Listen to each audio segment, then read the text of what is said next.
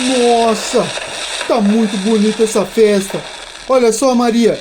Olha esses fogos, que bonito. Eu te disse, Pedro. E olha, tem fogueira, que linda. Tem mesmo. Lembra de quando a mamãe cantava em volta da fogueira, você lembra? Lembro. Pula a fogueira, ia, ia. Pula a fogueira, ioiô. Cuidado para não se queimar. Olha que a fogueira já queimou o meu amor. Pula a fogueira, ia, ia. Pula a fogueira, ioiô. Cuidado para não se queimar. Olha que a fogueira já queimou o meu amor. Nossa, é muito bonito mesmo. Mas bom também são os doces. Eu vou lá buscar mais uns doces, Maria.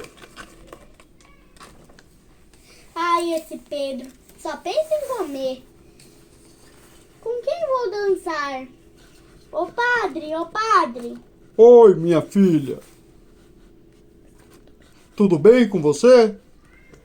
Está. Só estaria melhor se eu tivesse um par. Será que se eu rezar para São João, será que ele me ajuda? Ah, talvez, minha filha. Talvez se você rezar para Santo Antônio, ele ajude mais. A festa está muito bonita, padre. Tá mesmo, padre? Por que uma festa tão grande?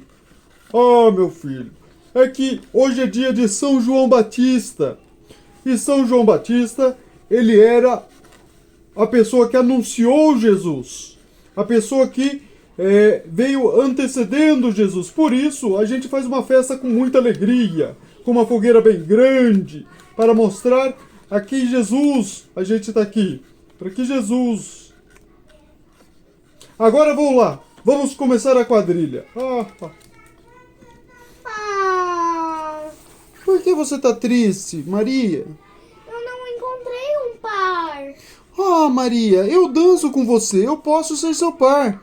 Tá? Não fique triste. Vamos dançar juntos?